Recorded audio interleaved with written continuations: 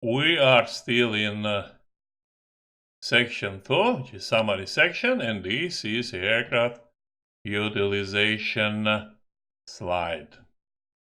Let's start from aircraft utilization graph. So what we have here, we have flight hours and flight cycles per month. The reporting month is January 2021. As we said, we can have 1 minus 11 months, 12 months, 23, 24, etc., etc., etc. Based on our experience, based on our aviation authorities' requirements.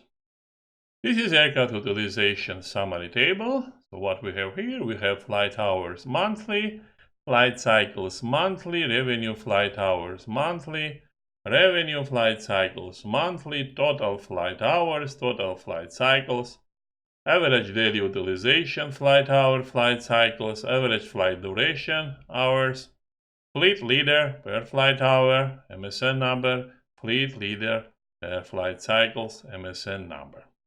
Sometimes we can see that airline includes in their reliability report the aircraft utilization in tabular format. Again, nothing complex, as we can see.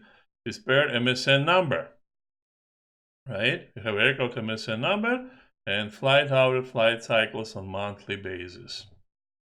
Two small things here. As you can see, we have two highlighted cells. Actually, let me open these items here. These cells are all about fleet leaders. First cell, right here, you can see we have flight hours. Highest number is 15,000, right? 15,000, which is MSN number 005. That's exactly what we have here, 0005. 15,000 flight hours, 3,000 flight cycles. And fleet leader flight cycles, as we can see, it is 5,000 flight cycles, and MSN number is 009. As we can see, MSN number 009, flight cycles 5,000, flight hours 10,000. Now let's move to the next slide.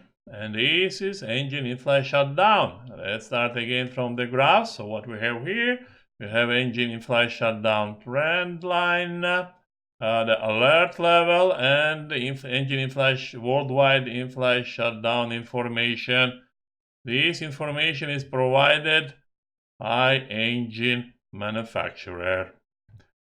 In our summary table, we have total number of engine in-flight shutdowns, engine in-flight shutdown rate per month, 3 months, 12 months, worldwide in-flight shutdown 12 months, in-flight shutdown alert level, engine total removal numbers, engine unscheduled removal numbers, engine unscheduled shop visit numbers.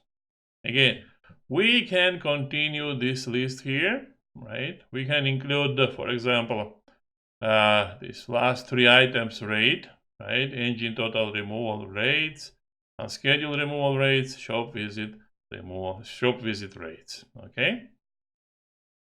Next item. This is engine in-flight shutdown data or supporting table. This table is very short version. As I said, I'm going to show you a different version. This is very short version. So engines, what we have here, engine serial number, aircraft manufacturer serial number when engine was installed, date, flight, problem reported during cruise, engine number 2, fire and in-flight shutdown, corrective action, engine replaced, and some comments here. For detailed information, see engine section, which makes sense. As we said, we are still in the summary table, so we don't want too much information here. If reader wants to have information about in-flight shutdowns and other information related to engine, right, we have to give the reference number to the engine section. They have to check engine section.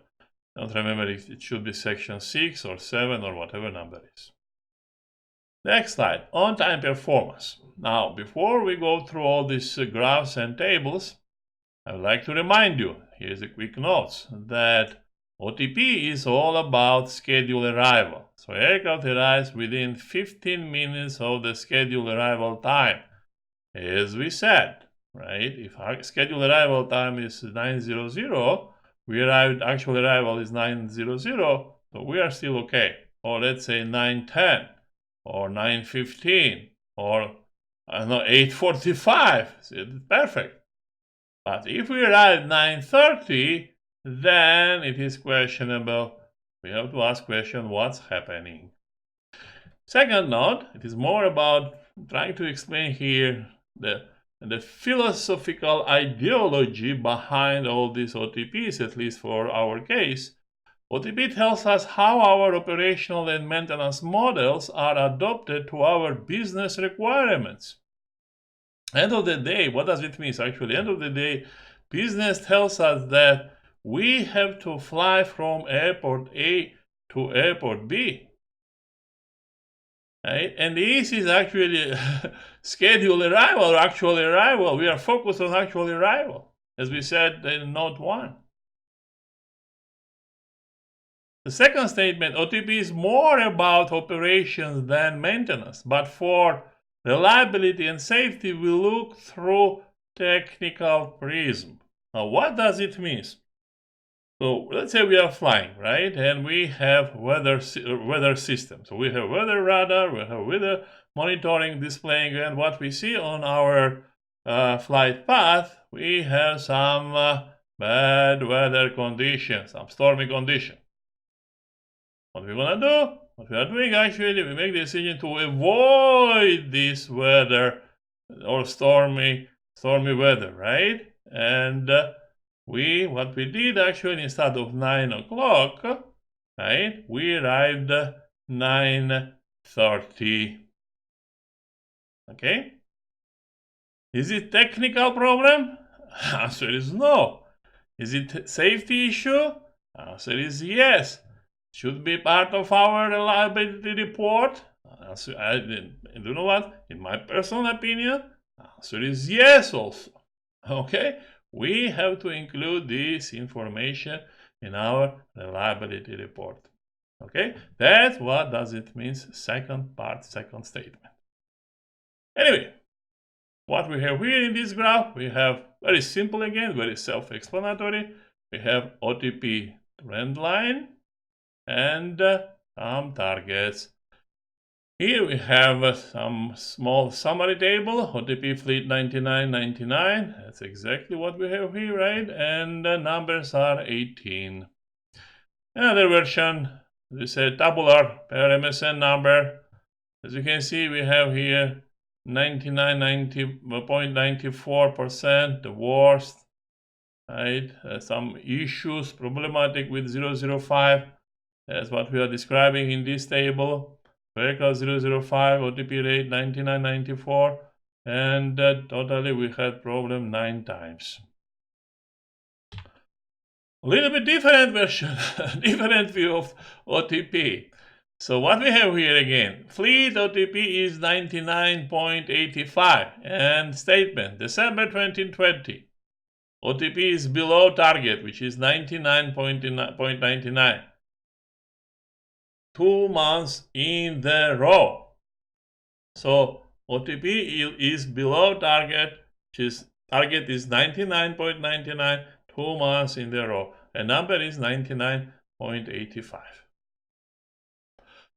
As I said, a little bit different view. So we have here actually 2 subjects, right? We have graphical and tabular. Let me first read the title, ABC Airlines OTP Top 10 Arrival Airports. What we have here, these are arrival airports against time block in minutes, against numbers. Let me start from our the time blocks from table. So we have 16 from 16 to 30 minutes, first segment, time block. Second, 31, 45 minutes. Third, 46, 60 minutes. And fourth, more than 60 minutes. This is exactly what we have on our graphs.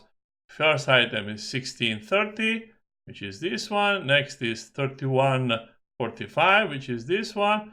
The next item, this item is 4660, and the last item, more than 60 minutes. In your case, it can be completely different numbers. Okay? Please check your experience and you have to make decision, whatever segments, whatever time blocks you need. The next, ADS, which is, the airports. Let's say ADS, ASD, DAS, etc., etc., etc. Here is airport numbers. And the next items, numbers, airport numbers, arrivals within appropriate block time, appropriate time segment. In this case, we arrived once from 1630. Well, you know what? Let's take this maximum number here, which is more than 60, right?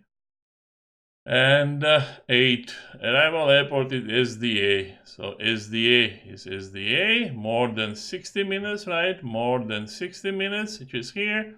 And this number is 8. Okay? So everything is okay. Everything is perfect. As I said, this is a little bit different view. Okay?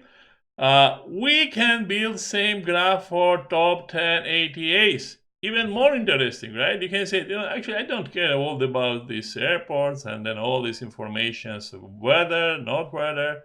But I care, okay, what happening with my aircraft system? What is the contributor in these OTPs? So we can build the same the graphs and tables for ATA side. Anyway, let's move to the next slide, and this is OTP data or supporting table.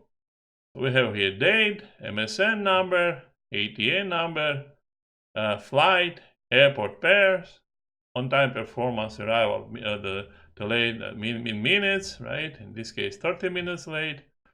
The reason, bad weather, stormy condition. What I would like to mention that I assigned here ATA 0200.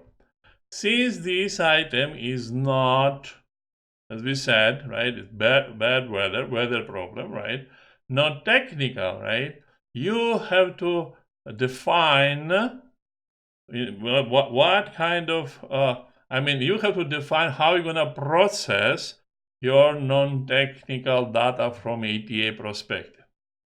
Right? In my case, I decided to assign to use 0200. In your case, it can be, I don't know, let's say 0500 or whatever numbers you decide, you define. Now let's move to the next slide, which is PIREP MIREPs.